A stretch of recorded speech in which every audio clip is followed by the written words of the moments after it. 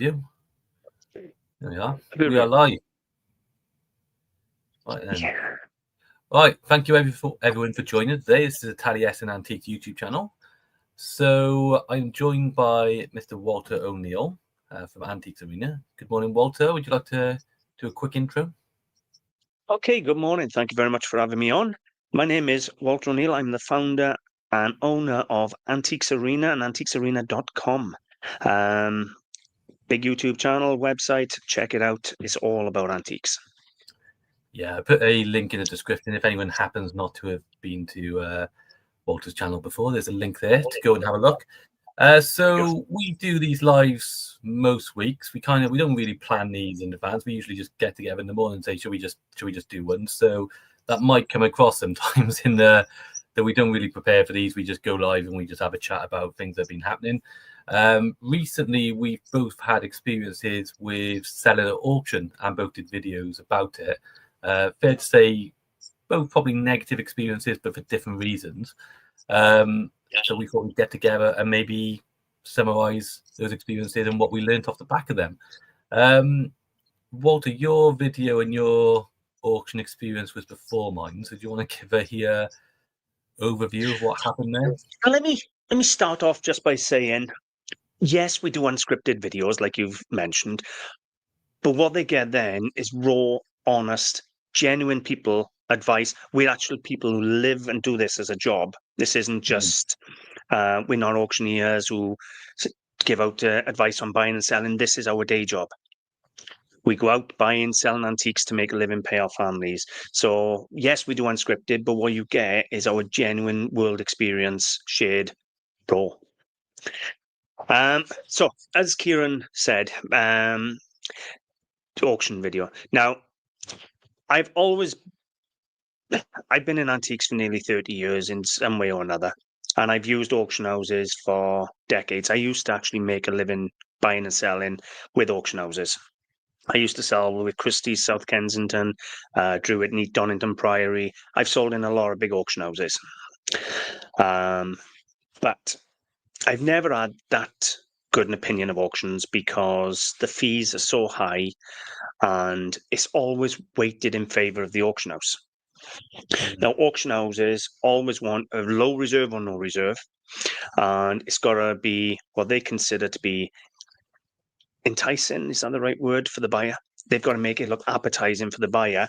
Now, that's all well and good if it looks good for the buyer, but that has no guarantee that it's going to get to a decent figure, in which case all the risk is on the seller, which is us. Then on top of that, we lose huge fees, which we're going to discover throughout today's video. So if you don't sell through auctions regularly, make sure you stick around because we're going to share some shocking insider knowledge today on fees and how much Kieran's just paid in fees. But I suppose what prompted this video is the auction disaster I had recently. Now, I went to Malvern to sell antiques, collectibles, and so forth in Malvern, and it was going to be a bit of a study anyway, because I've been saving up larger items over the years. And I thought, I'm going to go to Malvern, make some room in my storage, sell the bigger items, and see how they did, see whether it's worth dealing in the bigger items or whether there's just so much hassle and stress behind the storage, the transport, and everything else, and having to hire vans rather than just using cars or your own shipping. So I done a Malvern, and that video was really, really interesting because I found early in the day the trade was there, it was amazing. I was selling to the other stall holders who are all traditional dealers like me. But then the public didn't come in. And then I put what was left into auction as an experiment, and I had an absolute disaster. I can go into the details in a bit if Kieran wants to, but to say that my stuff went in the wrong auction, it went into a general sale and an antique sale. I put it all in no reserve by design because I wanted to see whether stuff that I had left from Malvern was out of fashion or whether it was just nobody there on the day. And I took all the risk. I knew knowingly going in, I took the risks. And I had a major backfire. A lot of my stuff sold for less than £5. A lot of it sold for £1 and £2. So that's what prompted the start of all this, wasn't it? Yeah, I suppose it's what we try and do on both our channels is not to sugarcoat things. We try and show the reality of what's going on. So first of all, you're showing the reality of what Melbourne is like as a dealer these days compared to what it used to be like. And then off the back of that, you're trying to show what another route of selling is, selling at auction. And that's what I try to do as well. And I mean, like, there's no, what we've just put out there is exactly what happened to both of us. You had that disaster with Nigel Ward, which we can go into in a second. My experience was a little bit different because I put a load of items into auction as well. That was the last video I did earlier in the week.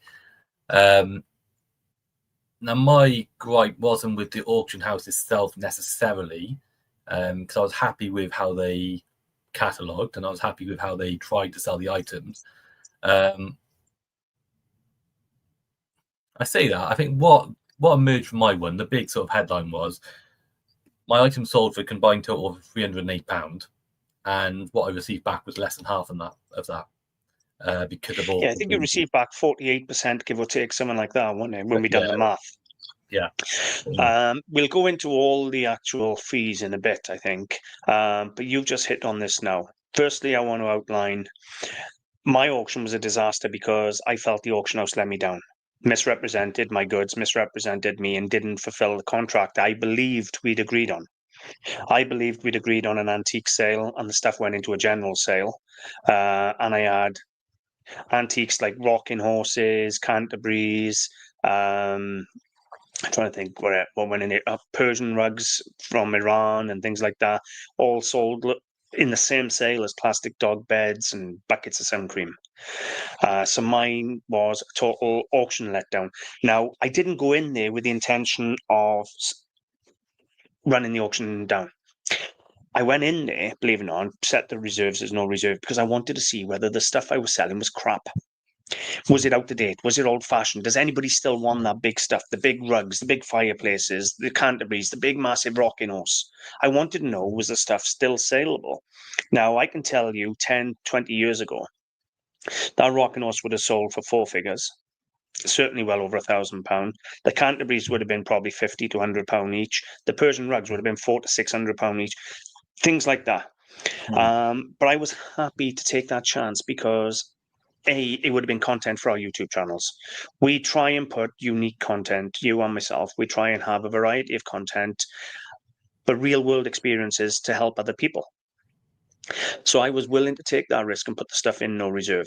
Whereas the auction let me down and put it all in a general sale. Your auction, in fact, let me expand on that because you was helping me. The day before the auction went live, I still had over half my items didn't have pictures on the sale room. Titles have been changed on my listings to not even represent what the item were in some cases. For example, I sold 2 petrol pump covers and they were just down as 2 fiberglass covers. There was no gas or oil relation whatsoever to the listing or petrol station. Even though the auctioneer did mention it on the day, it was too late then. We'd lost all the viewing. Yeah. So my auction was a total letdown. So I couldn't even make the follow-up video on, were the products any good? Do I need to stop buying this stuff? Should I buy this stuff? Your auction house did a good job. Yeah. You told me up front, they posted the pictures of the items with measurements, half decent descriptions, if not good descriptions. They made an effort. Yeah. Where you was let you down was the fees. Yeah, the fees were shocking. The fees were kind of shocking, even though that was a little, I say a little bit, it was kind of my own fault because the stock I was putting in was for the same reason. I was interested in what they got, kind of made my peace with before the auction happened, I made my peace with the idea they might not get that much. And I knew they started this, for example, they auctioned at £4 per lot. So I knew that was a risk that could well happen. You realise that's 400% more than my auction started lots at. Yeah, I know, it's crazy, isn't it? It is mad that I didn't even know that was a thing, but we now know why. Well, I don't know so much with yours, but we now know why, because the lotting fee per item costs more than that. So you can end up selling something and owing the auction house money, which is just a paradox in itself. But yeah, the stock that I put in there as well, I think by and all, not all of them, some of them were good for online selling, but most of the stuff was, I thought, this is going to be more ideal for retail or fairs and markets. It was that type of stuff. It was like bigger items. It was, there was like this whiskey barrel holder which could be turned into a nice coffee table. There was like handmade blankets and pillows and stuff like that. Now I talk about that, they went for £5, for example, which is just mind-boggling. I think what I found with my auction, I guess I achieved what you were hoping to achieve, which was to see, well, what's actually making money anymore. And I think anything that you're selling, hoping a dealer might buy it to put into a shop or to take to an antiques fair, my conclusion is that that's not a thriving market anymore. And that's not a good place to sell, is what I'm getting from that, unless it's something really exceptional. I agree with you in principle there. What I've noticed is, for whatever reason, we won't go into the politics of it. We've learned that that's been beaten into us. But let's just say there are less and less antique shops in the high street. Mm. There are more and more people selling online. A lot of people using eBay and other platforms. Now, here's an eye-opener for anybody who's actually using eBay. Both myself and Kieran have just done videos on the actual fees you pay as a business, including promoted listings.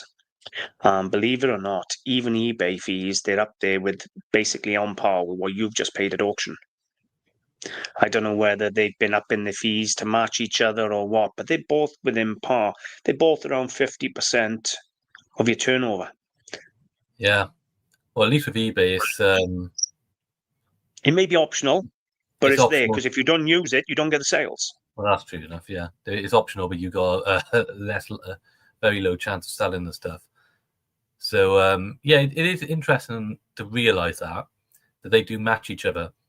Now I get there's obviously always going to be fees involved, and the principle is that you're using their platform to sell something. But is 50% all in?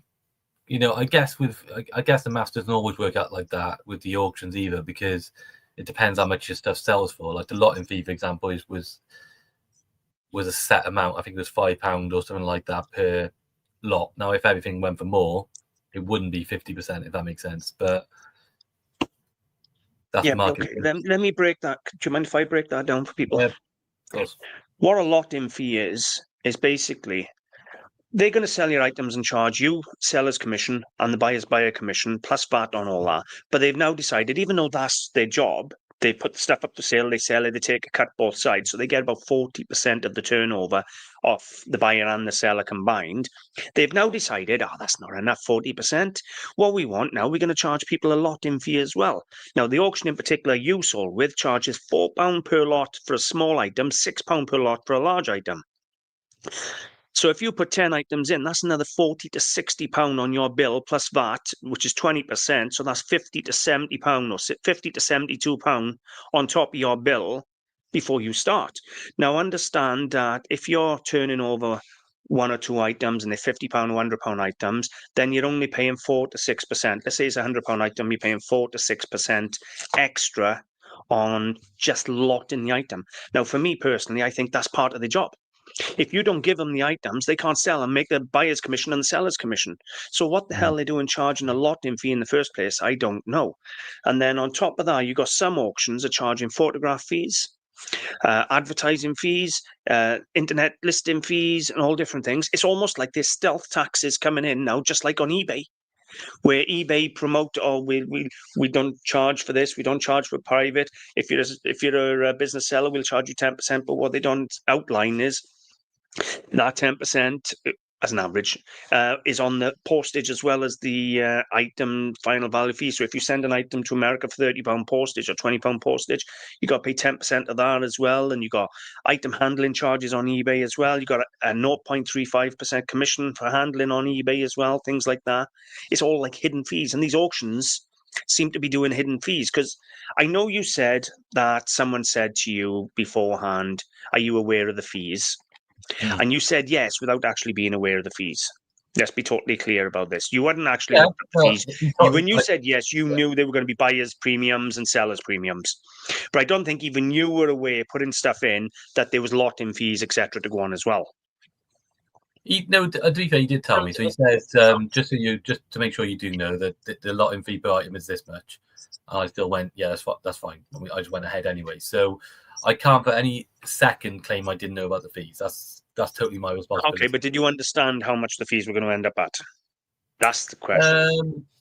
I probably could have worked it out, but I was very sort of blasé about it. So I'm not. But how many people are blasé thinking, okay, well, the auction sells thousands of items a month. It's got to be worth doing. And just say, oh, yeah, whatever. I know you got fees. Just put it in without realizing.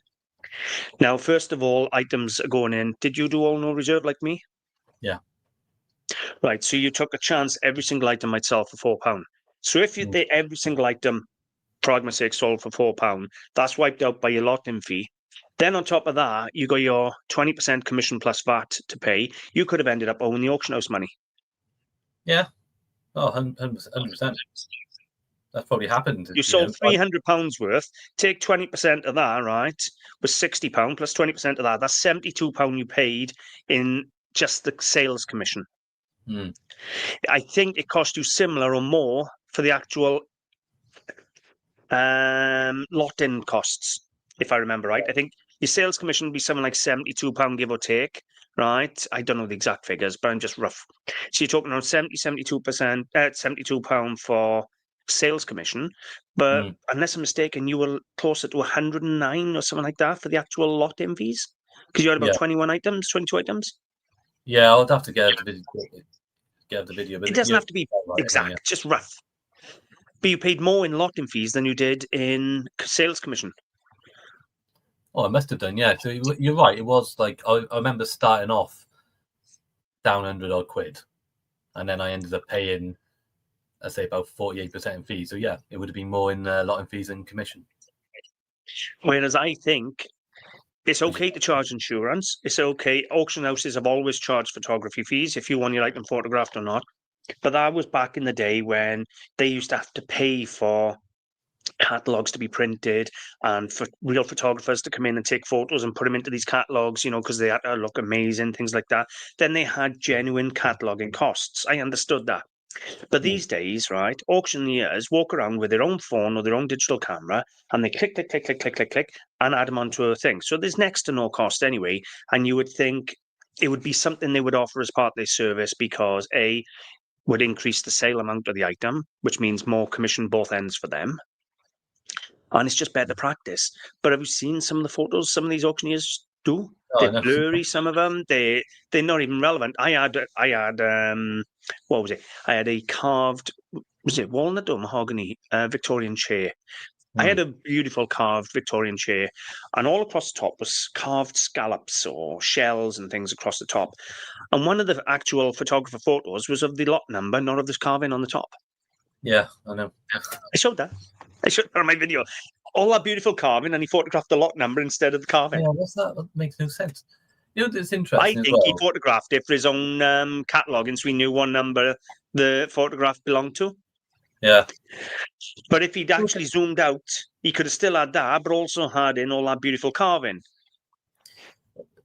Exactly. Well, one thing I'll say about the auction is they've set up a system where they take on no risk now, no financial risk whatsoever. So everything's accounted for through, they're making money from the buyer commission and the seller commission. And I should clarify, we'll come on to this, but it's not necessarily all the auction houses do this lot in fee business. But from my research, the majority of them are. So everything's accounted for. And they've created a business now, which just is... Well, let's put it this way. How many auction houses are there in the UK and how many of them are going out of business during economic troubling times? Exactly. Thousands. And there's new ones popping up all the time. It seems to be an easy way to make money without sort of, getting your hands dirty as far as I'm concerned. You're just removing all the risk. I want to just clarify one or two things because you did actually mention the auction house name that I used. I wasn't going to mention it. I want to point out I didn't pay any lot-in fees and I didn't pay any photographing fees or any cataloguing fees or any insurance fees. I don't know whether that's because we had big, massive arguments and big disputes at the end of it. But I do want to actually say that all they charged me was sales tax and commission, VAT. The sales commission and VAT. So I got to be honest and give them the dues there. I don't, as you said, is that because I kicked up a stink? Or was that standard practice? I don't know, because they don't actually publish enough information on their website for me to know. But I just want to point out, they didn't charge me any of them fees. All I lost was my standard sales commission plus VAT. I actually paid a lot less percentage on my sales than Kieran did. I just want to point that out, because I don't want people to think that we're referring to all the auctions. My auction did me wrong by the way they sold the items, but in the fees wise, they were really good. I got to be honest, they were straightforward, fair, and realistic.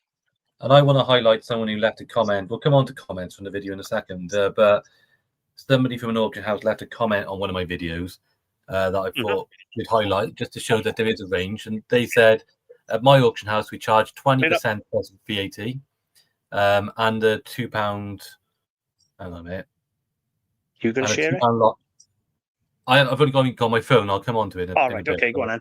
So at my auction house, we charge 20% plus VAT and a £2 lotting fee if the item sells. No storage upcharge and no charges if the item doesn't sell. And I did ask them, do they want to share what auction house that is? And they did. And they said it's Medway Auctions in Kent.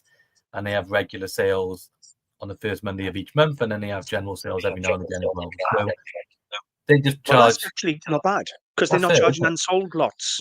Because most auction houses will charge you an unsold lot fee. Yeah.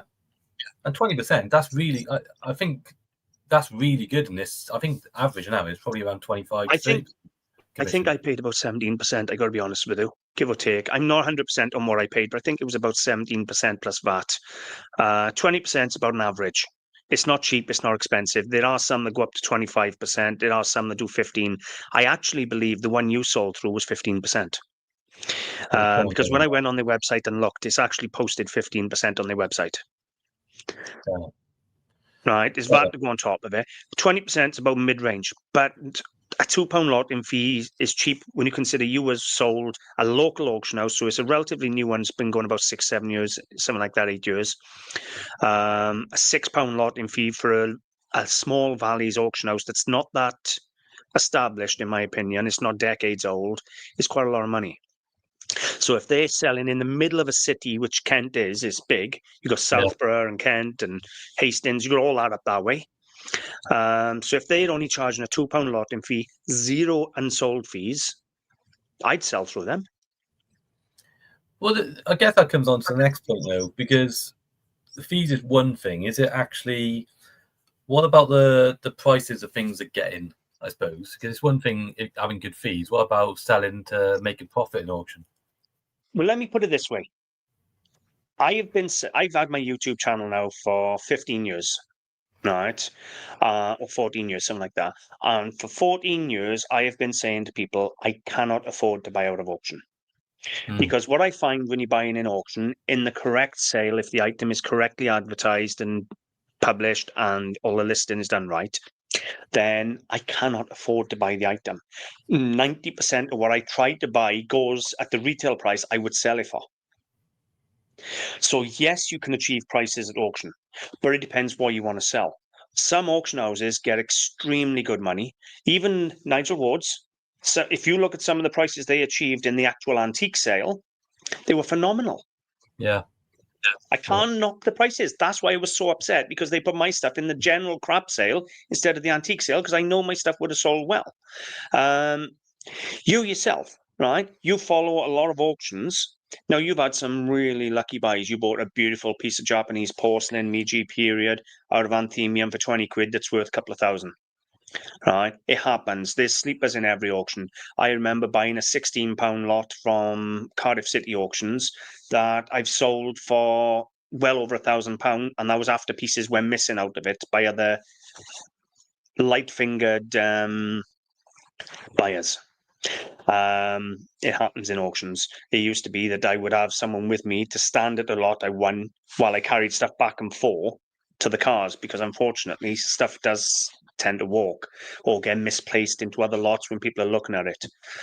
But yeah, I find some auction houses pull more money than I can get on my website. But it goes on what you want to sell. Now, what you got to realize, both mine and your experiment was selling items that we didn't want for our websites. If we didn't want them for our websites, it's because they hard to store, hard to ship, or just big and bulky and take up too much room. And that's exactly the same for a lot of eBay sellers and other sellers who buy from auction to sell online themselves. There's Yeah. very few actual brick and mortar shops left where people buy those bigger items, put them in the window, someone comes in because they like the look of them and buy them. We're losing that type of sale. I think that's the long and short of it. Yeah, to put it bluntly, I think what we're noticing, a lot of people notice this from the comments we both had in our videos as well, that the antiques trade has shifted with more online sellers than ever before, where you don't need a shop, you can work out your own house if you want to. And the things that people are buying in terms of dealers are things that they can smalls, they can take home, take pictures, put on online and ship it off to the person. The old way of doing things where you'd buy for your shop and you'd buy for an antiques fair or anything like that, that is lower than it's been possibly ever. And if you put those type of items in auctions, we're talking about big pieces, we're talking about furniture or things that you just don't want to ship or are difficult to picture, they're struggling in auction, and that's a reflection of the market. That's what you found at Melbourne, I think. So you took the stuff from Melbourne, you put in an auction to see if that was true in that environment as well, and it looks like from both our experiences, that's exactly what happened. I mean, But no, I can't use my my results. My results are tainted. They didn't go into an antique sale. I think I my can tell you now, you can have a more. gold bar in a general sale, right? And they'll still sell for less than scrap value. I guarantee you, right? But you put it in I an don't want to antique be the one to sale, you test wouldn't that. get near it. Huh? I wouldn't want to be the one to test that, to be honest. But Well, what a loss. But the point, I just used that as an example, but the point is, if it doesn't matter what you got, if you haven't got the right buyer for it, they don't see the value. Your value doesn't change, just people's perception of it. So yeah, if your value isn't enough for this person, you take it to the next person, they may see a value, right? Putting my stuff in a general sale didn't expose my items to the people who saw the value in them. The that's people with the right education, the people with the right businesses to move the stuff on and make a profit on them. So my items, I still believe they would have done well had it been in the antique sale. I still achieved £210 for 5 rusty stools, £130 on a beautiful carved pine rocking horse in a general sale, mind. What would they have pulled in the antique sale? Now, I actually didn't value those stools at that money. I was trying to sell them 10, 20 quid each. yeah. Shows how much I knew about the stools, doesn't it? They achieved £210 plus commissions. That's £250 they paid for 5 stools. That's £50 a stool for industrial stools. That, let's be totally frank, you was there when I bought them. I paid £2 a stool. I mean, I still don't know what happened with those stools. I mean, that was a crazy figure as far as I'm concerned, but we obviously missing something.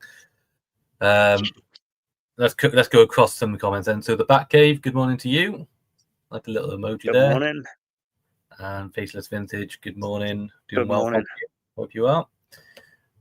Should we have a look at some of these comments then? Well, share my screen. Before you pull the comments up, Key, yeah, I just want to point out, right, something none of us are considering here, right?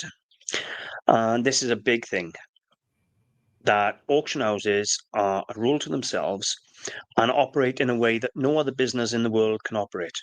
They literally state in the terms and conditions, not all of them, some of them, that they do not authenticate any items. They do not take any responsibility for the items you buy in. Even if they're damaged, it's on you to check or request condition reports. And once you've bought it, that's the end of it, whether it's fake or not. And I am finding so many people online complaining about auction houses, saying they're selling fakes and blah, blah, blah. There was that auction recently, right, where an auction house said, this is Ming in style vase, without naming the auction house. And it was actually a real one. They obviously thought it was fake to say Ming style. They thought it was a later reproduction, because you would not use style otherwise if you knew it was real, in my opinion, anyway. And that sold for 100,000. But on the flip side, you got people saying, oh, this is a Chinese vase with a Kangxi or a Qinglong period mark, blah, blah, blah.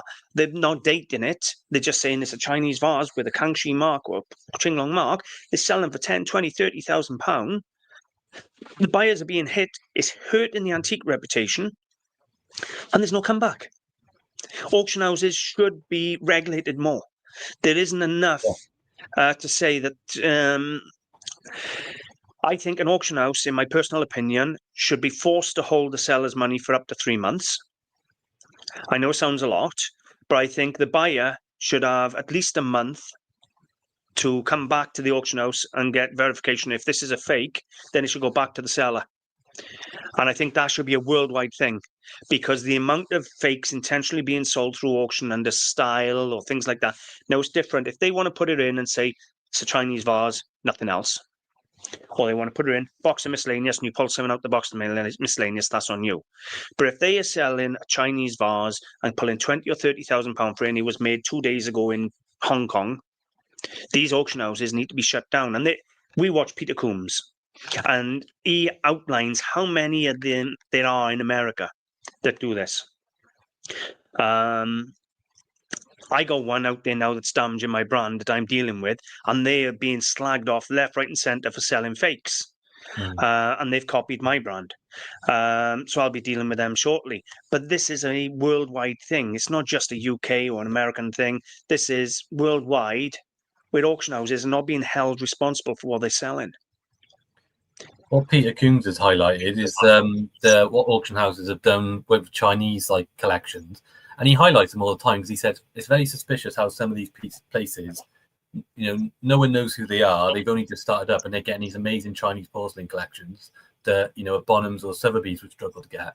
And what they do is they make up fake stories. Like they make up they get like these old pictures of people and say this person had collected it from this, lived in Hong Kong during this time and they brought it over. This person doesn't exist. Complete fake story, and all the porcelain is fake. Now, he highlights fake auction labels. Yeah, fake auction labels, the whole lot. And but what's amazing to me is what I've learned from the Peter Coombs videos is that that's not illegal at all. There's nothing stopping them doing that. So no, even if you buy from that auction, like you just said, and you believe the stories, and then later find out it was all a lie, you have no recourse. That's the end of it. That's it. You bought it. You sold the scene, and I agree with what you were saying at the beginning as well. That they sell in a way which is not true in any other format. So everyone else, if you buy something off a store and it comes broken, you can return it and get your money back. That's true of everyone from big businesses to us as dealers.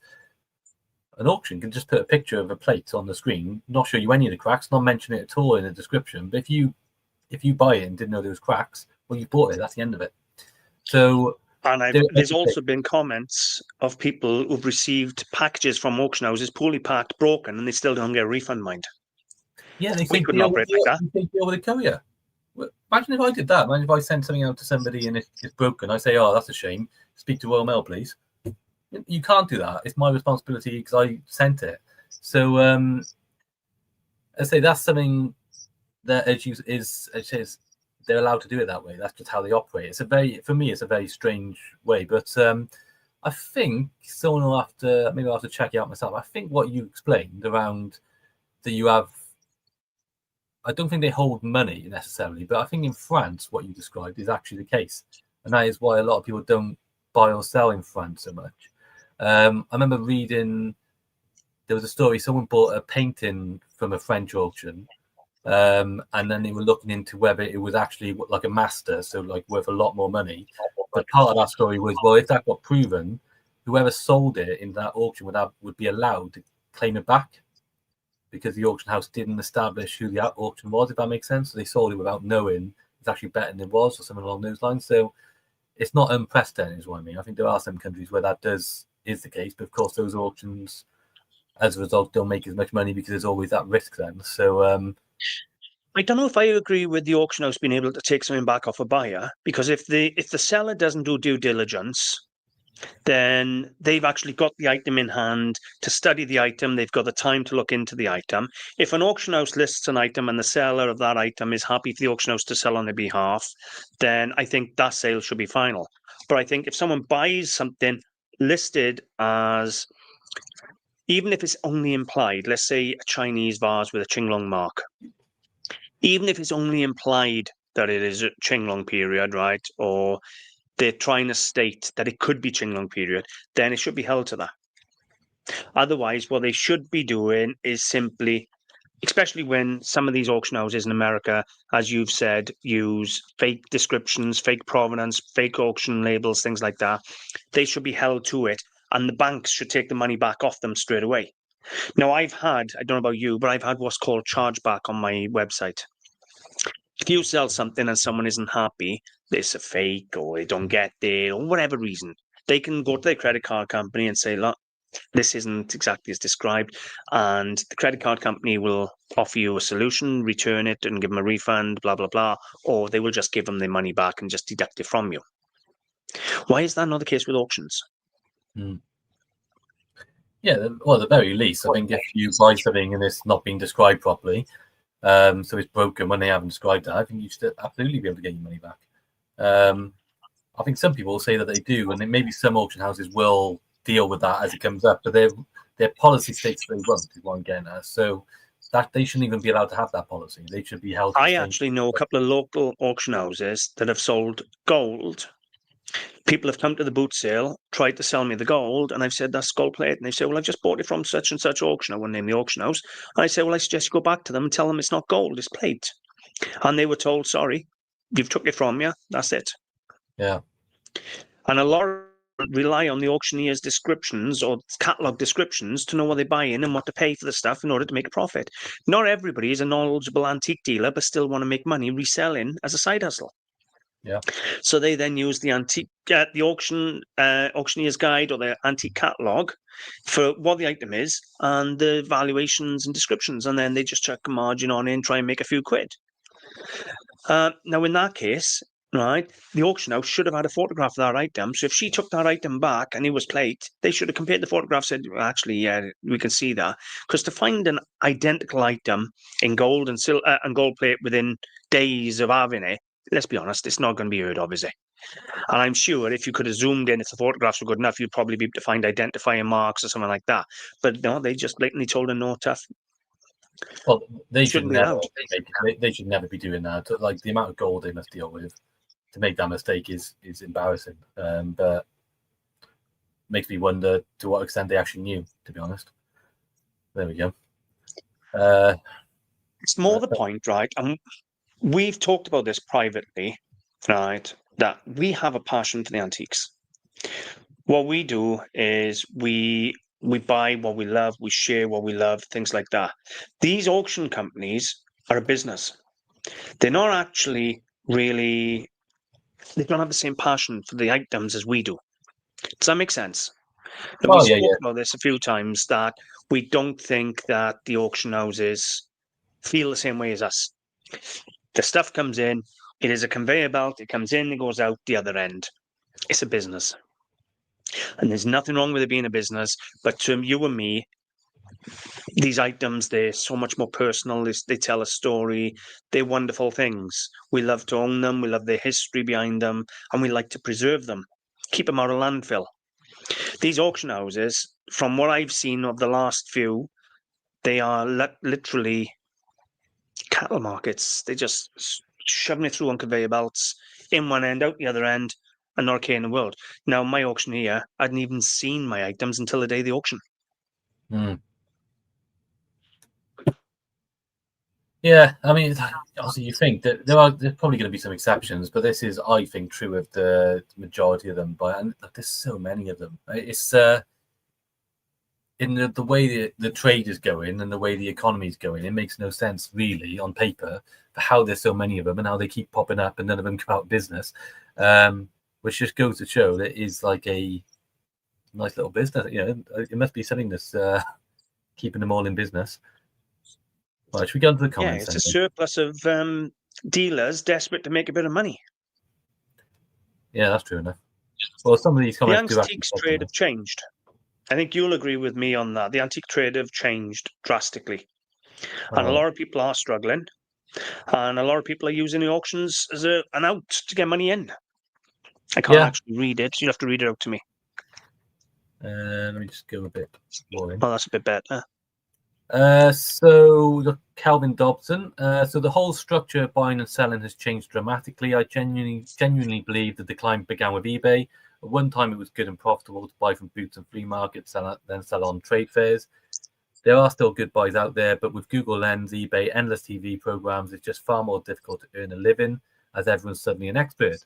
I tend to just buy what I consider quirky or quality items, regardless of the sale, and will hopefully sell them at some point in the future. And after listening to both of us, Calvin agrees that a website is the way to go and it's better than auctions.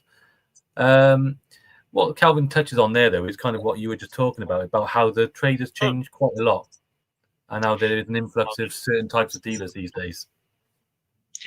Well, I've been doing this a long, long time.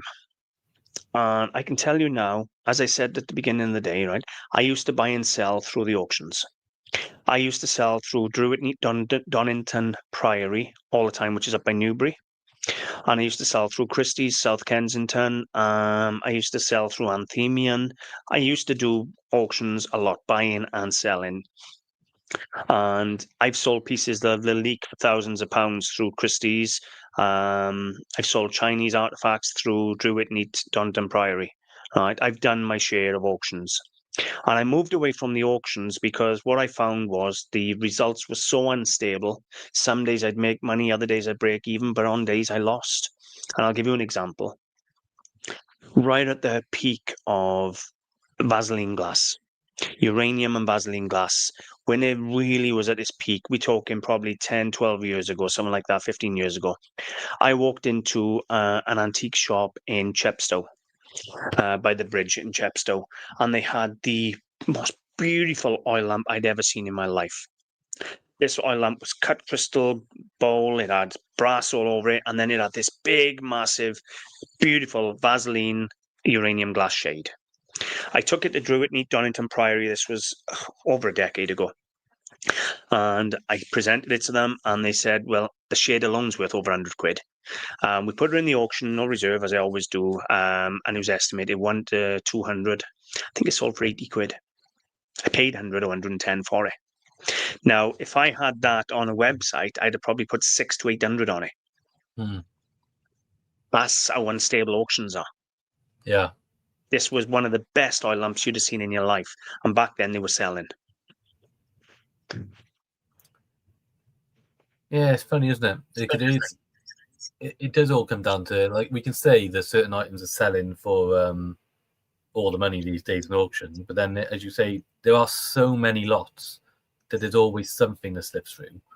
There's so many auctions. So I guess if we're thinking about buying from auction, what I found, so I did an experiment on that separately, actually buying at auction. I think I found you can do it, you can get there, but you have to have a lot of patience and a lot of time go into it, if that makes sense. You have to, like, if you're going to sit through an auction, and bear in mind they go on for hours and hours and hours, so you have to give up a whole day. You have to research everything, and then you have to have the discipline to sort of know your limit on every single one. So buying an auction is very difficult as well. But like what happened there is that sometimes you will get lucky as well. It's depends how much time you have. Let me jump in on that, but there. Check out off the screen a minute. I want to go back to my auction that I sold all my pieces in. And I want to point out that 90% of the time, from what the auctions I saw, I didn't watch it all day, but the auctions I saw, the auctioneer would start at like a tenner, £6, £5, £4. People weren't bidding until it actually come down to £1, or they had no choice because someone else had placed a bid online or something. The amount of stuff that I saw sell for £1 or £2 was shocking, and it seemed to be the same number buying them all the time. It was like he was sitting in that sale knowing the auctioneer comes down to £1. Instead of the auctioneer using discretion and going, well, actually, that's a good item, I'm not going to go under a fiver on it, type of thing. So you bid a fiver or you don't get it. Every time the auctioneer went to £1. And it's like them buyers in that sale knew it would go down to the pound, waited for it to go down to that pound before placing their hand up. You later found that he was selling my items on Marketplace within days for £15 and £20 after buying them for £1. So he's obviously making a good living. The Canterbury's as well we found online, didn't it? Well, that chair you sold for a tenner. I don't think he must have bought it for £1. Did you say it's £1? A pound, yeah. He was paying a pound. He bought 3 of my items for £4 for 3 of my items. And he started off at 20 quid. I think the one Canterbury he was asking 35 for. So if he's buying for £1 and asking 20s and £30, that's bloody good profit. Yeah, it is. But it also shows the type of buyers and what they're doing at auctions. They're sitting in an auction for 2 days, maybe, or a full day, right? Just putting their hand up when it's £1 and not worrying about it. Pound up, pound, hand up. And not worrying about it and only buying the stuff that's £1. That way they can come out to that auction with a van full of stuff for 100 quid. I mean, £1 is mad. I used to do auctions, and I'd never known an auction to go to £1. Even Graham, when he was in the Moonraker in Cumbraen, right, 15, 20 years ago, never went down to £1. So why these big auction houses start at £1 is just baffling. Well, the only reason we know from what they said themselves in our auction that they do, and I think it's true of a lot of auctions as well. Most of them are clearance business now as well. So they clear a house, and they got to take all of it as part of the job. And I guess what they're doing there is, well, it's easier. As I think, as you pointed out in your own video, it's better to sell it for £1 than to pay for the I can't remember the name of it now. Disposal, the sites to dump it in the rubbish dumps. Yeah. Let's put it this way: if they had 1,000 lot auction on the general sale.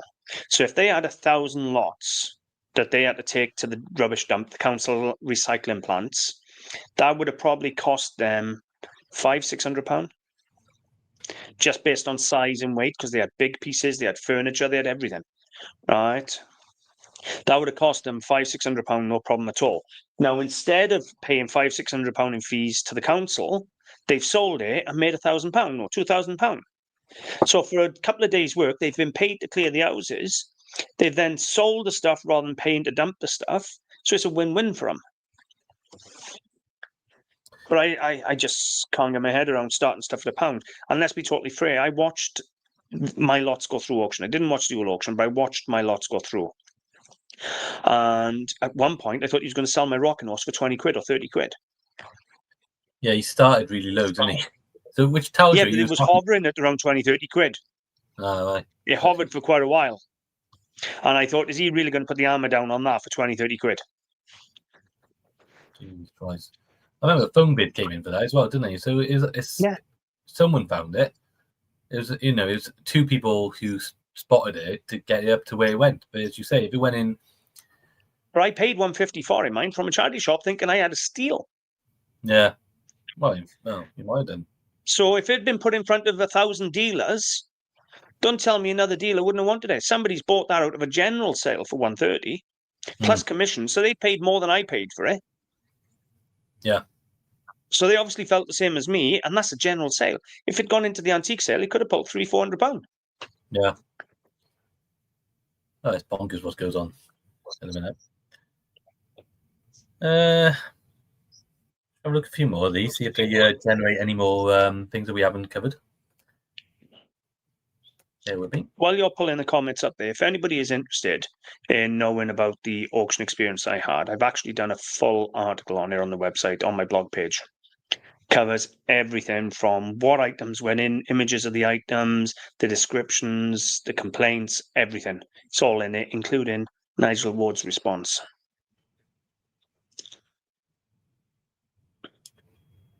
Check one out. So DRGE, I'll read this out. So I'm in the antique thing too, and auctions are a waste of time usually.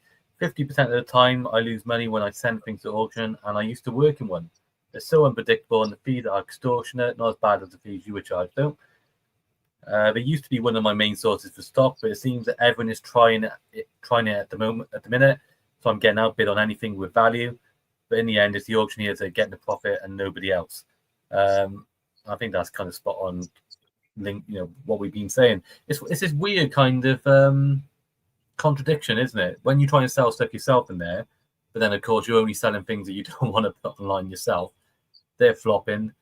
The stock that will sell well online. I mean, it's obvious, I suppose, when you say it out loud. But if anything's got any value that you can sell it on even eBay or anything like that, it goes so close to the profits. It's just, I think, as we've said before, it's just a race to the bottom. Who's willing to take the least amount of profit and do the for it? Do you know? Yeah. I just had something come in my head. It's a little off topic, but I just want to get it out because I'll only forget otherwise. Right. And I want to point out that how unregulated these auctions are. Do you remember when we were doing the disputes, arguing over the tool theft thing, and they're attacking the car boot sales and trying to get regulations on the car boot sales? Yeah. A lot of those tools were sold through Auction Mind again. Yeah. You could buy the big job lots in auction, and nobody yet again is taking on the auction houses to say why are they not being held responsible for what they're selling. They are selling massive job lots of tools. The tools buyers are buying them, taking them to the car boot sales, and then they're getting raided and done for selling stolen goods when they've come from an auction in the first place. But nobody is willing to tackle the auction. Is it something like they're a protected bloody state or what? Nobody is willing to tackle the auctions. Even the trade legends and all them who were arguing about these tools on the boot sale, when I brought up that a lot of them have come from the auctions, rather than even acknowledge that the auctions are an issue and they need to deal with the auctions as well, their answer was, well, they were stolen from someone in the first place to be in the auction. But if they're in an auction, people have got a legal right to buy them. So why are they not holding these auctions more accountable? Stolen goods. I'm not saying all auctions. Before anybody starts thinking I'm slagging all auctions off, there are some that stolen goods may be slipping through because they were selling massive job lots of the tools. We know 100% there's fakes going through those auctions.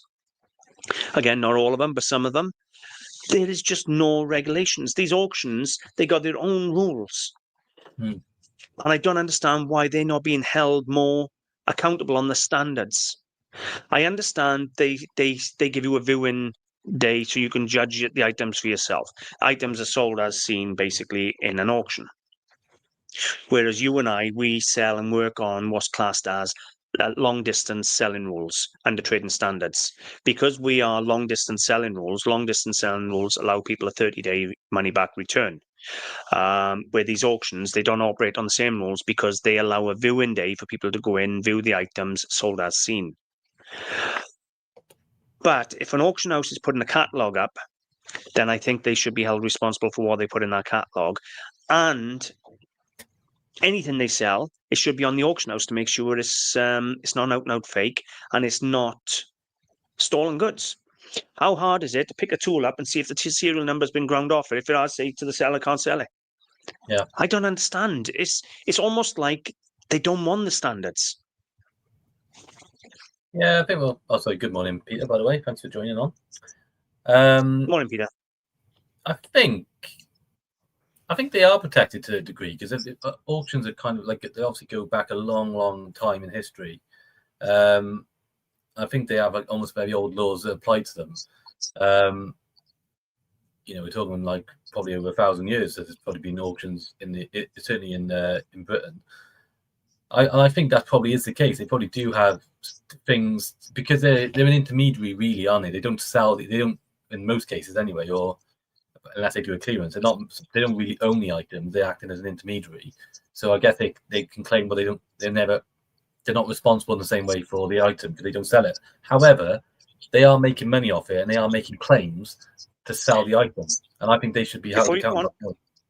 Let me just interrupt you there because you're saying, and I don't mean to be argumentative, but you're saying basically because an auction house is an intermediary, then they shouldn't be held responsible or they're not held responsible for the items because they're only handling them. Royal Mail are an intermediary, but they're offering a service. If something is broken in Royal Mail, you can try and claim on their insurance.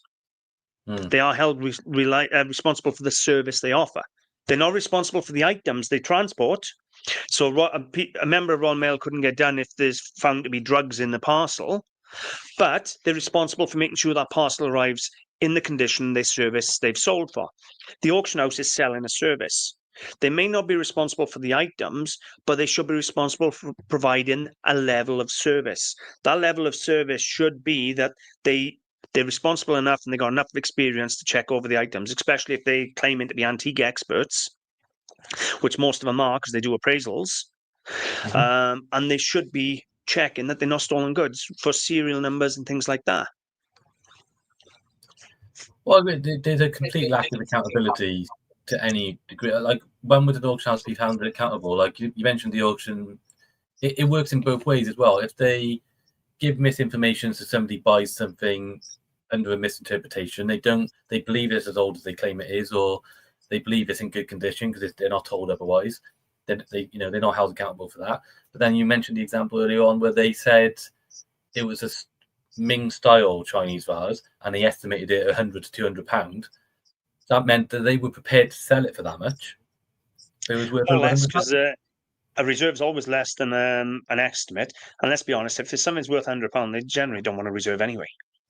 No, but I mean, I don't think they would ever put reserve reserve higher than the estimate. I wouldn't have No, thought. nobody has.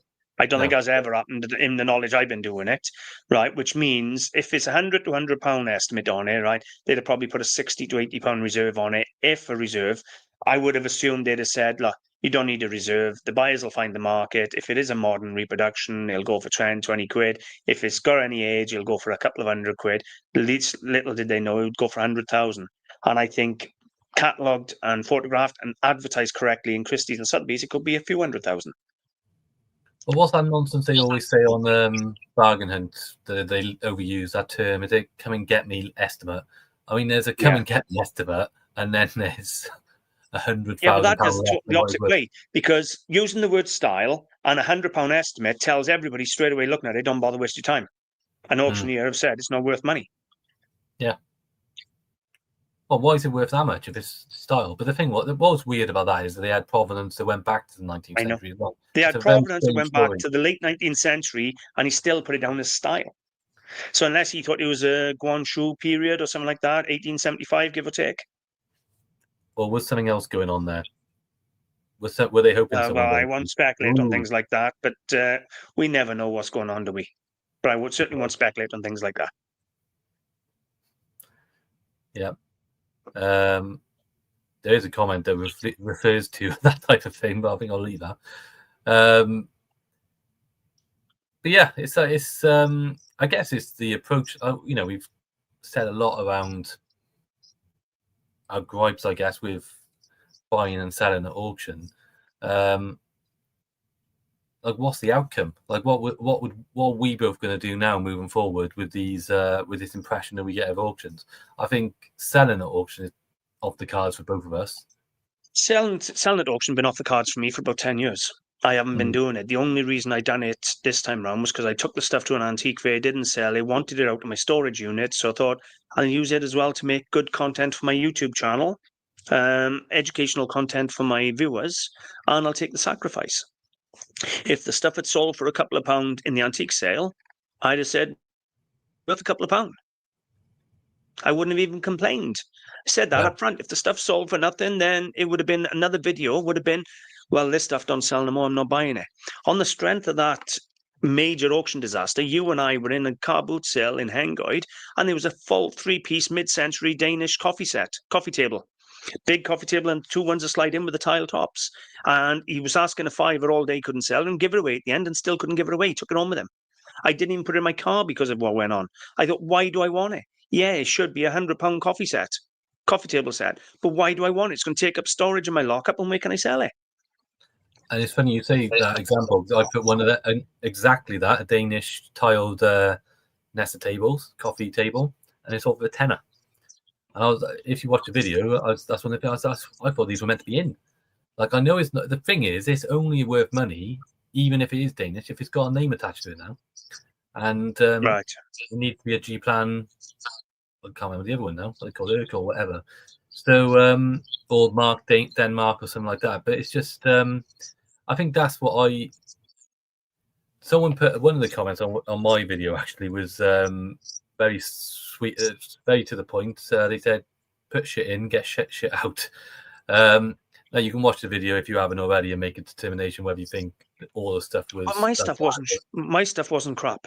Right. I put in 3 Persian rugs, Kurdish rugs, handmade rugs, and they sold for less than a tenner each. Full-size Persian rugs. I put a hand-carved rocking horse in. There was a full-size rocking horse, the leather saddle was stitched to the pine. There was a beautiful rocking horse, and they put her in a general sale. I put petrol pump covers. Now, if you know anything about gas oil related memorabilia, right, in America, they'd have been selling for hundreds and hundreds of pounds. Over here, they had £1 for 2 covers, 50 pence each. The stuff I put in was good. Fair enough, the Canterbury's were a little out fashion because people don't really have newspapers or music sheets and things like that anymore. They were out of fashion. The mahogany chair was a beautiful chair. Would have made a nice hall chair by a telephone or something like that for somebody, or in a bedroom as a dressing table chair, something like that. That was beautiful. It deserved more than £1. But yeah, I agree. We didn't put Perthshire paperweights or gold bracelets, things like that. And yes, we didn't. Now, there is a clear market in the auctions for the high-end eBay items. There is, without a shadow of a doubt, there's a good market.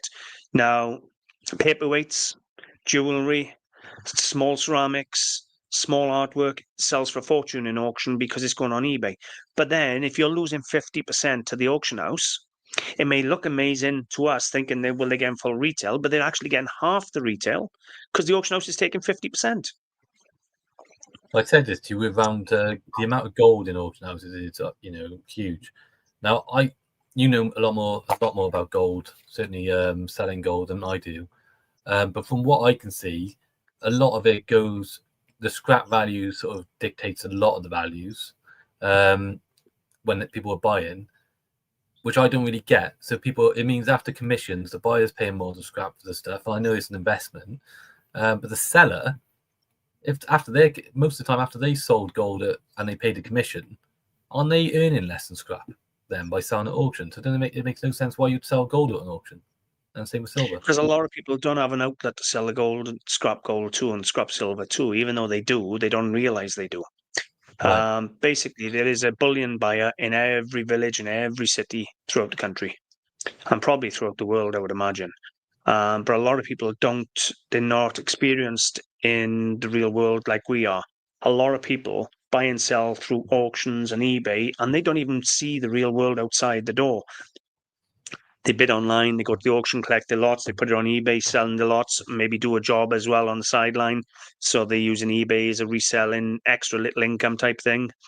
There's a lot of people doing that, and they just don't realize what's actually available out there for them. Good morning. Does that make sense to you? Yeah, totally. That does make sense. And we are good morning. We are global today. We're Florida, I believe Peter's down in New Zealand or Australia as well. So there we go. That's the reach we're having today.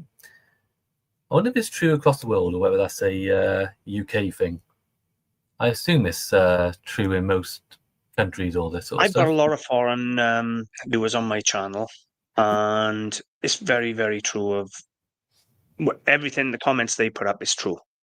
Yeah. In fact, I just spoke to one gentleman who comments on all my videos. We've spoke about this gentleman before because he weren't happy when I did my membership. Right. And he commented that things have got that hard. He've had to sell and weigh in quite a lot of his precious metals to pay his bills and survive this year, which I think is true of a lot of antique dealers. It's been a really unstable year for the business, and a lot of people have weighed in gold and silver and things like that to make a living and to survive. Yeah. I think we've established, through our own conversations, a lot of them we've done live, a lot of them we've had just between us two. But I think we've kind of picked up on this trade has changed hugely, and it's interesting how you have to keep up with what you buy. And like as you said, there's things that we're not furniture dealers. We sell on our website, but probably up till this year, earlier in the year, if we saw a nice piece of furniture too big for our website, but it was going for a good price, we still buy it because we think, well, we know it's got good value. We'll work something out at some point to sell it. But as you mentioned earlier on, there's now things you just go, well, not even have it for free. Don't want it. The amount of room it takes up, and then it turns out it's actually not worth as much as I thought it was because certain things have just plummeted. I had an Urkel rocking chair on Facebook Marketplace for phones. I ended up selling it for 25 quid. For an Urkel rocking chair. Now, if it had been a full-size man's one, it would have sold for about £200. It was a lady's one or a larger child. I ended up with £25 for it because nobody wanted it. Urkel. It even had the original Urkel label still on it, everything. I was speaking to a few people about Urkel, and what they say with Urkel is that only the blonde Urkel sells now. That's what all the people want, is that tone, is the light coloured Urkel. And there are dealers out there who will sand back any other colour to make it blonde. And then what happens after 6 months is the grain starts to come back through. So they'll sell it as a blonde, and then someone has it after a few months, they realise, hang on, it's changing tone to a darker one. But that's the state. It's the only thing in Urkel that will sell. It's blonde, is that blonde tone. So yeah, these fashions, you got to keep up to date with them. What's going on? But yeah, I wonder about, like, maybe that's something for us to look into next. Is retail, on where, you know, I see a lot of people setting up, you know, from just like keeping an eye on things. A lot of people say they're starting antique stores and stuff like that. I would have thought that's counter to what I think the trade's going to, but a lot of people are giving it a go. Well, you know my views. My views are this: that in this day and age, you need a website. Platforms like eBay are taking best part of 50% of your stuff, of your costs, and I don't mean your profits. I mean your turnover. You're losing 50% of your turnover if you use eBay Promote at their estimated or their recommended rate. You're losing 50% of your turnover. Then on top of that, you got your cost of your products. Then on top of that, you got your costs involved in buying your products, running your business. Then on top of that, you got your tax on any profit you earn. I don't see how you can make a decent living selling on eBay. I really don't. The only way forward for me is a website. So you're receiving 97, 98%. It's a very high percentage of your turnover. Then you take your costs out and the cost of stock and your costs out. If you can keep your costs of your item low, keep your costs relatively low, you can actually start making a good profit. You can be making 50, 60% turnover profit. Yeah. So halfway your turnover could end up being profit. That's a big difference to running an eBay model where you may be getting 5% your turnover as a profit. And it's all about those numbers. You know, you're talking about like auctions. You know, anyone who watches the auctions is probably established now that anything which you can check with Google Lens that goes into an auction ends up going for pretty much all its money, which is such a strange. This is the thing about buying at auction. You know, going flipping back to buying at auction. So you've got to buy now at a certain price to be able to make a profit. You're paying auction fees and you're paying the platform fees as well. Okay. I don't know what's wrong with her. She's just annoying me. Not the same size as you. What's a you? Ah? That's a big one, isn't it? She's a horse. Go on, lay down. Go on. Yeah, but I think like what I was getting at was, you know, we were saying that, you know, it's difficult to buy at auction now because everyone's giving it a go and they're selling on eBay, mainly on eBay. It's difficult to see how that's sustainable unless it's like you're really happy to make a few quid. But like a tenner in profit when you boil everything down. I don't know. It's now, the only thing I can say with that is, right, the only people who must be making any money doing that are people who've got a full-time job and they're doing eBay and things on the side. You and I both run this as a full-time business. And there is no way you can make a living on such a small margin. You got bills to pay, you got costs to pay, you got unexpected costs coming in, you're there and everywhere. For all you know, you can end up with a £25,000 bill you don't know about. We all know where that's coming. If you don't make money, you've got to have substantial money. Otherwise, you find you're a hobbyist, not a business. You've got to look at the numbers. You got to really work out, are you making any money?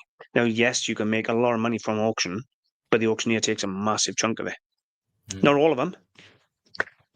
But you lost 52%, 51, 52% of your turnover. £306 or something like that you actually achieved at auction and received less than half. Exactly. And obviously that's, you know, if anyone who hasn't worked it out for themselves, that's without any other cost it took for me to acquire those items. So And the cost to drive back and forth to buy the items, and the cost involved to take the items to the auction, the cost involved to go to the auction and to pick up any unsolds or fees, any restoration, any waxes, anything you want to buy to wax any boxes, things like that. Everything. Storage, bubble wrap, you name it, all them costs involved. And let's be totally frank, you lost. Well, let's work out how much that auction house made, right? That auction house, let's work around 50%, even though it was about 52. They made £150 off you to sell the items, and they made another £70 off the buyers on buyer's premium. Now, let me take a little bit off yours for the VAT. Take 20% off of the VAT. So they made about 125 off you and 70 off the buy. They made £200 out of a £300 sale for the auction house. Yeah. How's that for an eye-opener? That's mad, isn't it? They're approx figures, by the way, but 20% on top of the purchase price for the buyer. So the buyer paid 20% of 300, which is 60 quid. I think it was a bit more than that, but 60 quid, let's say 60. And 20% plus all the lotting fees and everything else to you. You paid them 150. You want to take away the 20% of that is 30. So 180 pound then, give or take, they made before VAT off a £300 sale. The only winners here are the auction houses.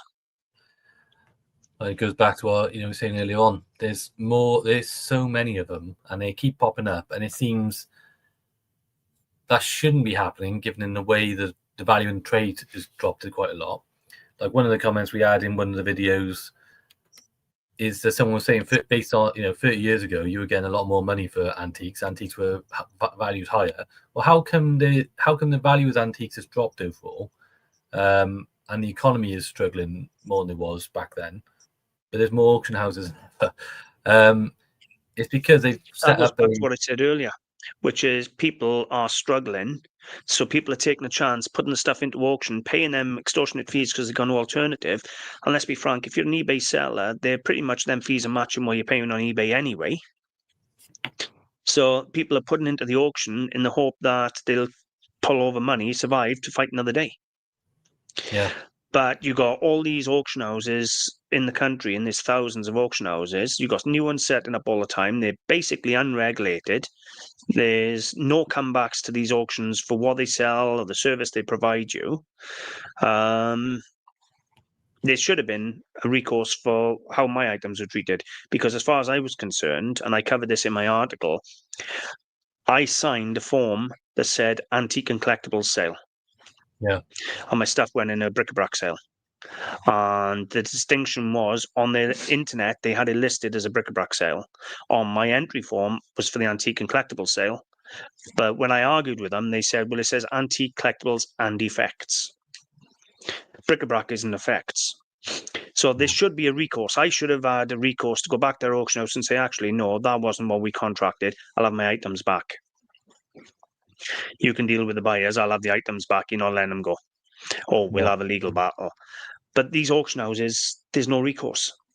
They've got such terms and conditions. And let's be frank, have you ever actually sat down and read an auction house terms and conditions? Because I don't think I have in 30 years. No, I haven't. Yeah, it's an interesting type of business, because the more I think about it, and I've thought about it more in this conversation than I had done before, to be honest. So I'm still trying to gather my thoughts, but it's an interesting. The business model is very risk-free, from what I can see, and that's why so many of them are popping up, and they're obviously doing very well. You don't hear about many closing either. Their costs are the standard costs, which are going to be quite high, to be fair. But it's for the building they're operating in, for insurance, for staff. It's going to be the stuff that most businesses will pay for. But they don't pay. One thing they don't pay for is any stock. They don't pay for like most businesses will pay for stock and then sell it at a higher price, if that makes sense. So they'll have some cost of making something to sell it. They don't have that. They don't have that cost, because they're completely off. They're just as we said, they're the intermediary. So people bring the stuff in, they don't pay any money to that person, they wait for it to sell, and then they charge both sides. It's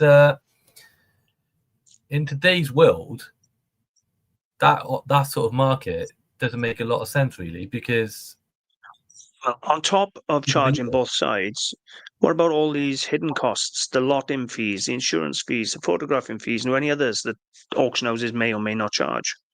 That should be part of the service they provide for that before and after commission. It shouldn't be extras you pay for. No. Yeah, it's an interesting one. It is an interesting one. Maybe we should set one up. But No, as you said before, no, I have no interest whatsoever in doing an auction. I love what I do. The passion in the items is what drives me to buy and sell. If I was seeing stuff go through the auction house for pennies, I'd be skint because I'd buy it all myself. Because I think the that's stuff what means more to me than money. I think what you said earlier on is that's the bit I don't like, the coldness of it. As you say, I'm sure some auctioneers do have things they love, but it must, that sheer amount of stuff that comes in and comes out that you only see for a small amount of time, and as you say, will sometimes fetch good money, most of the time it won't. I just feel like that sort of thing that would turn you off it. You would never, you don't have the thrill of the hunt either. Like, is there any thrill in someone bringing stuff into you and you just put it in your auction, but you never actually own it? You're just making some money off the. I'm trying to think of the type of person who would actually run an auction house. Now, we became antique dealers because we love the history of the items, we love the hunt of the items, we love the items themselves. Auction houses, I don't know whether they'd start up because they love antiques, because if they had an interest and love of antiques, I think they'd struggle as an auction. I think they're more into business. This is a good business model. I can make money doing this, and I have an interest in antiques, as opposed to a love of antiques. Maybe auctioneers love one particular type of antique, and maybe they do collect and buy stuff out of their own things. I don't know. But from what I understand, my perception from the auctions I've dealt with over the years, and certainly my recent auction experience with Nigel Ward and your experience, I feel that they're a business and they run as a business, which as they should be, but there's no passion in them. They run as a cold, passionless business. It's just a conveyor belt of in and out. Yeah, well, it's definitely a very good business model, I think, as we established.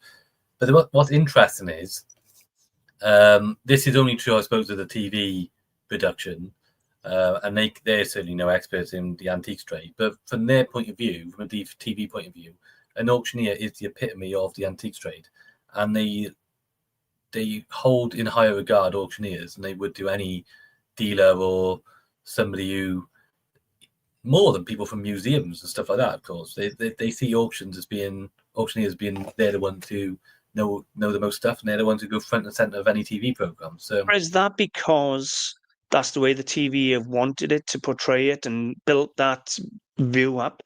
Because the way I see it, auctioneers got to be knowledgeable in identifying fakes and what have you, but clearly they haven't, because if they're selling fakes and saying, well, it's on you, it's not our responsibility, then they haven't even got to be an expert. But it's not like they got to go out and find it. When you and I go out to an antique fair, we put in our own money on the line, we put in our own time and our own expertise on the line, and we're walking around and we're looking for mistakes that we can pick up and buy. Now, I'm going to outline a few. I picked up a teapot in the middle of the year. You were there. I paid £3 for it. It's potentially a life-changing amount of money. You've picked up a beautiful piece of porcelain, Japanese porcelain from Anthemian Auctions. £20 is going to be worth thousands. You've just done a video now where you went round an antique fair in Wales. I think it was Booth Wells, one or Carmarthen area you went, and you picked up a beautiful piece of Chinese Markham period enamel. That's, again, worth over £1,000 for a fiver. Do you actually think auctioneers can do this? And before you answer, let me just point out, I can tell you a lot of them no, and it's proven, because if you watch any of these antique road trip shows, how many times have the auctioneer finished the end of the week and not made any money? So they are not capable. A lot of them are not capable of doing what we do.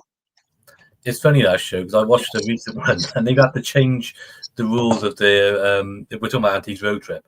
They've changed how they do that show now.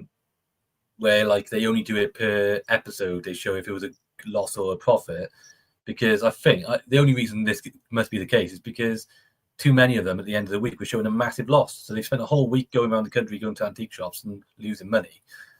They used to start off years ago, right, with £200 on a normal one for a week, for the 5 days, right? Or for a celebrity one, it was like 400. And let's just focus on the actual antique one where the dealers, the antique experts went around buying, because otherwise they can blame it on the celebrities. That's what the celebrity wanted to buy. So if you just base it on the antique ones, now you've got some examples where that one auctioneer bought an early photography kit for, I don't know, 40 quid or something like that and sold it for 20,000. Or you had that auctioneer who bought a Nankaru vase for £2 or £3, sold it for 2,000. You had another one, I think it was the same one, bought an 18th century drinking glass for 10 pence in the charity shop, sold it for hundreds of pounds.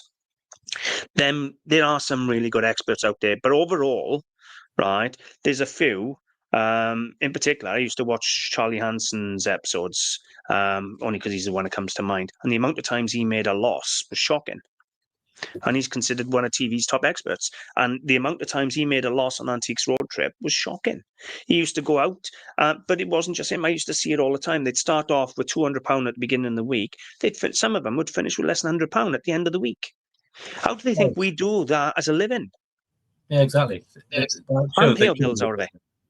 I think the thing is what you were saying earlier on as well around being experts and like dealing with fakes and stuff. The thing is, there's no risk to them for like putting a fake in their auction. If they put what happened with that Ming turned out to be a Ming vase. He wasn't sure, so he stuck it in as Ming style, and he just took a chance. Now, as I said, he basically stuck in on the basis that it could be real, it could be fake, or whatever. So the expertise weren't there, is what happened there. So the expertise weren't there, and he didn't care because that could have sold for £100. Now, in my opinion, and I've said this in our other video, right? What he should have done is said, look, I don't actually know. Go to a better expert. But he wanted it in his auction, even if it meant selling it for £100. Yeah.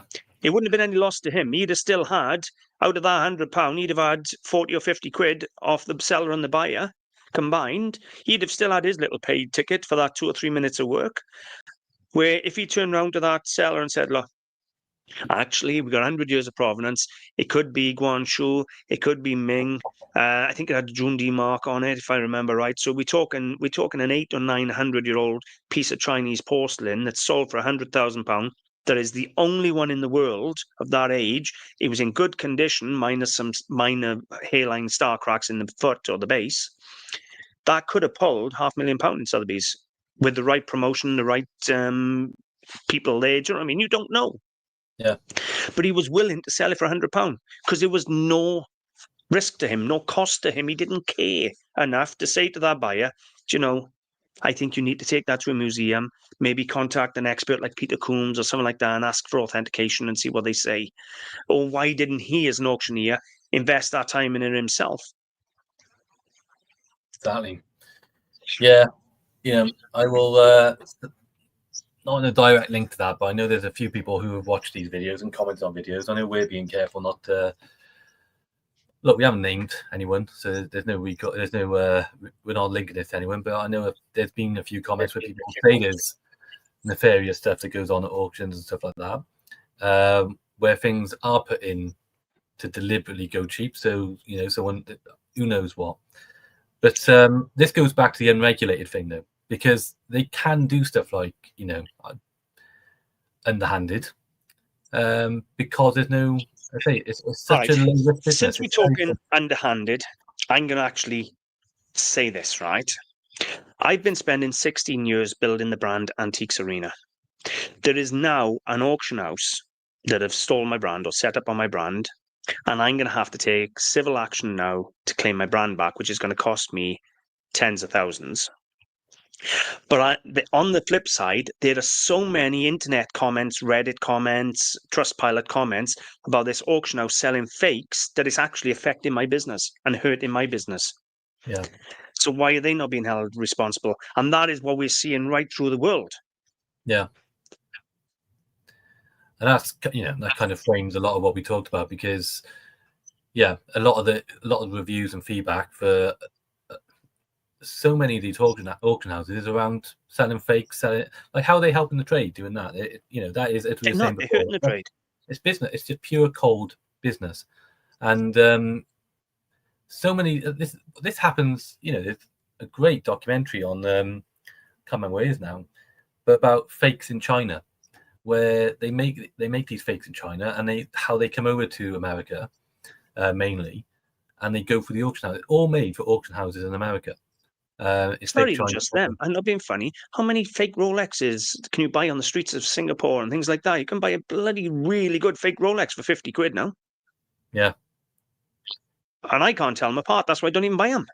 Because I'm not good enough to tell a real watch apart from some of these fakes. I don't even touch them. No. Yeah, it's crazy.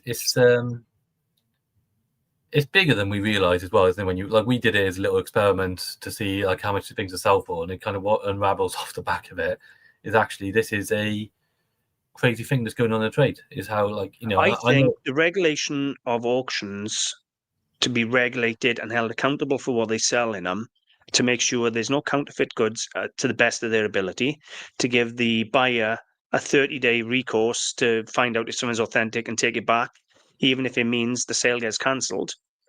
And then the buyer doesn't get the money. The buyer gets the money back, and the seller doesn't get any money. They get their product back. But there should be a lot more regulations in auctions, and they should be, if they're known to be selling fakes like these ones in America, they should be shut down. They Yeah, are hurting the brand, hurting the business. I think that would be completely fair. And I feel sorry for because we haven't talked about it much because it's hard to because we don't. There are obviously going to be exceptions. I do feel sorry for some auction houses which are operating fair costs and do have standards and stuff like that. I think but the reality is that most of the other auction houses are bringing down the name of them, in my opinion, or doing you a disservice. Problem what you got is you've got so many thousands of auction houses, and 75% of them are so bad that they're overshadowing the 25% that are good. But that's true of us as well. It's true. Like the thing is, antique dealers have a worse reputation than auctions. But when you think about it, that's based on the things that we've been talking about. That's a load of rubbish. But that's what we deal with as well. We get, there's enough antique dealers who bring down the name of the rest of the dealers, and we have to live with that. So it's the same. There are antique dealers who sell fakes and that, but one of the biggest things people don't like about antique dealers is they reckon we rip them off. But that's because they don't understand. If we buy something at £50, we can't sell it for 60. If we buy something for £50, as that we just explained now, if you sell it on eBay, if you sell it in auction, you lose 50% of your turnover. So let's say you bought it for £50, you sold it for 200. You've lost 100 of that straight away to your costs for selling, whether it's auction or whether it's eBay, right?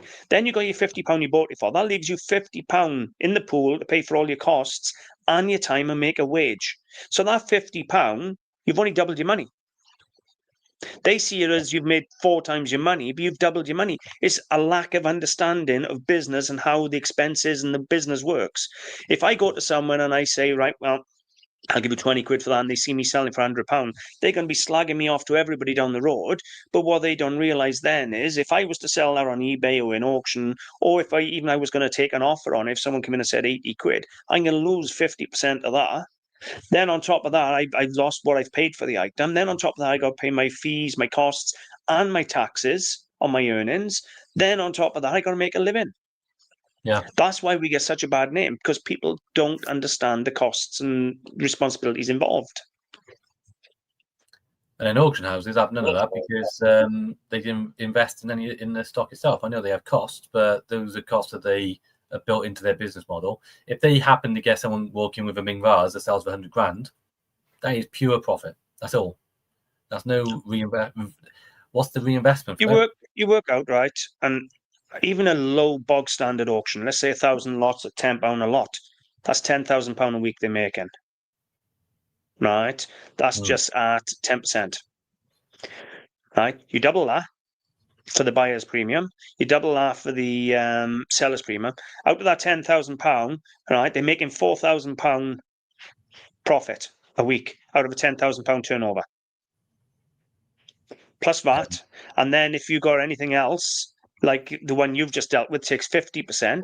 So if they sold 10,000, they'd have 5,000, the auction you just sold in, they'd have 5,000 off the seller and another 2,000 off the buyer. They'd have 7,000 out of a 10,000 turnover. I used to wonder, whenever big difference to us. Yeah, well, I used to think, whenever there's a new expert on bargaining or one of those type shows, it's not non-local. They set up a new auction under their name. I used to think that's interesting, and now I know exactly why. It's such a clean-cut business model. I bet people don't realise this. I didn't realise it until we started talking about it, to be honest. And the auction you've just used is turning over 70%, taking 70% of turnover. Yeah. That's a huge, huge profit, because if they're taking 50% off the, that is based on your sales, by the way. I'd like to say, as a disclaimer, that if someone sells something for £100, the profit margin would be slightly different. It's considerably different. The reason your items were such high profit, high cost, was because they were lower value items. But you see many items going through that auction for hundreds of pounds. Most of them are lower value items.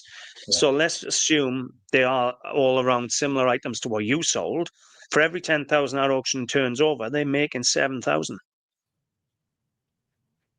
Wow. And they're not paying the VAT because the VAT is paid for by the customer. Yeah. VAT's added on.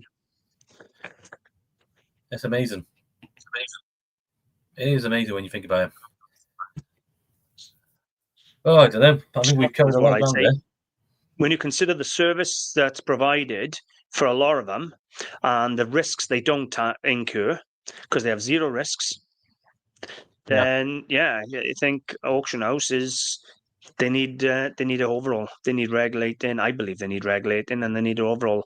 They need to be held accountable for what they sell. There should be a window for returns if stuff turns out to be fake. That would only have to happen a few times, and then people would stop putting this stuff in auction. Yeah. If they know it's fake, they wouldn't put it in auction. It wouldn't take long to clean the auctions up. And I think auctions should be held accountable. If they pack stuff and ship it, then that should be on the auction house, just as it is on us. Yeah. Oh, I totally agree. I totally agree. I'll get this up. Thank you. Yeah, thank you. I've learned loads from this, actually. It's interesting while just having a conversation out loud kind of makes you realise, actually. I think it's... and that's why we don't do a script, because we just go on tangents wherever we go. Yeah, exactly. And you get a lot more for it, I think. No, I totally agree. I think this has convinced me. And I'd be interested, because sometimes, I expected someone who's going to watch it later on, for if anyone has a complete counter-argument to what we're saying around why they should be unregulated. Or not, maybe they don't see it as being unregulated, but with what we're talking about in terms of regulation around making it fairer and there being recourse and being accountable for what they're putting on descriptions or not putting on the descriptions as well. Maybe there is another side of it, but I struggle to see it from at the moment. It seems like that's only fair to both the seller and the buyer, because it's just... What would it cost an auction house, right? It wouldn't cost them anything if they turned around and sold stuff, right, and it come back as being fake, proven fake now, mind, right? So I'm not just saying a buyer buys it and then turn around and say, oh, I can't sell it, it's fake. I'm talking proper, if they buy something for a bit of investment, a bit of jewellery or a bit of art, and they go to an expert and an expert opinion says they're fake and they pay for an expert opinion, then I think the auction house should be in a recourse to refund and take the money back off the seller. Well, the example you said was gold, where they said it was gold and it wasn't gold. Like, that is clear cut, isn't it? That should be... Well, you think? That totally is wrong. There's no other way around it. Saying if it's gold and it's not gold. I know their argument is one thing to sell something and say, look, you're buying this at your own risk. We think it's this artwork by this artist, but we're not 100%, so it's on you. Then at least you understand your risks. But if they say, right, you're buying a painting signed by so-and-so, we believe it's this person, there's your item. Right? They should make it sure, accurate. If they don't know 100% who it is, then they should say, we're unable to verify it is on you. Yeah. They should be held a lot more accountable, in my opinion. I say we condition. I think condition could be a given as well. I know they'll say, well, you have the opportunity for auction viewings and stuff like that, but that's not the modern world for a start. not everyone can go to. Modern world is buying online. And let's be honest, I've asked for condition reports before now, right? And they're vague at best. Yeah. For the reports I've asked, right? Unless you're buying a specific item, let's say for argument's sake, there's a job lot of 10 pieces or 15 pieces, they'll come back with just a general condition report. Yeah. Well, a lot of them only update the listing when someone asks for a condition report, and that's when a load of photos will show up and they'll put more of a description. But you should do that straight away. You shouldn't have to contact for a condition. I know the auction house that dealt with my stuff didn't even put a description on. They just copy pasted the title into the description. Yeah, well, that's just poor. Like that we discussed it before. It made no sense to me because that didn't help them out either. But that just showed how little they cared. My video went from what's sellable in the antiques industry to a total auction bash. Yeah. Well, they deserved it on that occasion. But yeah. I think so too. I really do. That's my opinion anyway. Anyway, I haven't really got much more to add unless you got some ideas you want to talk about. No, I think we'll close off. Maybe just come back. The question was, I tell you what, the title of the video was, should you buy or sell auction the brutal truth? And I think we did get to the brutal truth. And I think that's undeniable. We may not have actually said yes or no, but I think viewers from all our comments can make their own description, their own decision. At the end of the day, if you're selling highly sought after items, then yes, you'll achieve good money at auction, but you're going to lose big chunks of that to the auctioneer. But if they are highly desirable items, then you could sell those on Facebook Marketplace free, or you could sell them on eBay and things like that yourself in the first place. You don't need to be putting them in auction. The stuff that I tend to put in auction is the stuff I don't want on my website. So if you want to sell, really sought after gold and silver and paperweights and really collectibles that people can sell online, then yes, you'll get money in auction, but you'll lose a big fee of it. Should you buy in auction? Well, you've proven yes again, because your Japanese porcelain bowl for 20 quid was a steal, and all my stuff selling for £1 or £2 was a steal. You just got to put in the work. Yeah, I think everyone's got different scenarios as well. So there might be a situation where you need to sell at auction for some reason, or whatever. The only advice I'd give is just check that auction out beforehand, know what you get into. Don't just look at their terms and look at their costs, but also look about how they operate. Watch one of their auctions. Make sure you're happy with how the auctioneer sells their items. There's some auctions. The one I just used, all that sort of stuff in terms of how they try to sell it, I thought they were good. But I know of auction houses where the auctioneer will just read out the title, give it a few seconds, and I've seen them just pass it without even saying, I'm going to pass it now unless a bid comes in. Let's go pass and move on. That was someone's thing that they left with them, so you got to be really careful. I've seen auction houses, right, do it all, right, and I'm not saying people do now, but in the past, I've seen auction houses doing shill bidding where they'll bounce you off the walls. So you're bidding on a lot and they'll bounce you off a wall to run the bids up, to get the commission up, or maybe sell one of their own items. I don't know. I've seen them put the hammer down on favoritism bidders, where you might be putting a bid up and they say, "Oh, I didn't see you, sorry," because they want that person to buy the item. I've seen, used to be big in Newport years and years and years ago, were rings. If you went there to buy furniture years ago, there used to be what was known as auction rings. What that means is all the dealers in the furniture would get together and they would decide who's buying what, and they wouldn't bid against each other to keep the prices as low as possible. And if an outsider went in, they would all target the outsider and run him up and make sure he didn't come back. So there's all different things. Believe me, I've told you, I've been in the business a long, long time. Yeah, that's I've not seen any of that. That's how new I am really to it, I suppose. But with buying at auction, as I said early on, you absolutely can get really good steals, but you also have to weigh up how much time and risk you're prepared to put into that, because you're very unlikely just to put one bid in an auction and you get the steal. Usually, if you want to get a steal from auction, you have to really spread yourself, which takes a lot of time to research, a lot of time to wait out the auction. And then you have to be disciplined as well, because it's very easy to get caught up in just going, "Oh, one more bid will be fine, one more bid," and then next thing you know, you spent hundreds more than you realized you intended to. But the other risk is that you want to try and get good things for good. You want to get things at a good price, and then you can spend hours and hours and hours researching and waiting for that lot to come up, We both had this. You wait hours, you almost start imagining owning it, and then it comes to it, and then it goes for too much money, and you've just wasted all that time on something you didn't have an opportunity to even get. So it's a brutal way to try and earn money, I think, through auctions. It is. And what I used to find is I'd have an auction catalogue the day before and I wouldn't sleep all night because I'd be really fixated on something in that catalogue that I wanted. The following day would come, no sleep, and it'd go for 20 times the auction estimate. Yeah.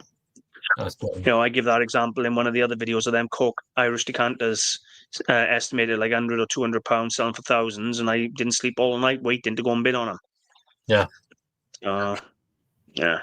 It's What I I think would like to say though, before we do finish, right, is on should you buy at auction, there are amazing things you can buy at auction and there is good profits to be made buying at auction. However, there's a reason you and I don't buy at auction. Yeah. Because you can buy so much better by cherry picking from antique fairs and flea markets and car boot sales, even charity shops. I bought a £7,500 photograph on my website for £2 at a charity shop. If you got the knowledge and you go out looking, as you've just shown, you picked up that beautiful piece of Markham period Chinese enamel for a fiver. What's Peter Coombs say, 1,500, something like that.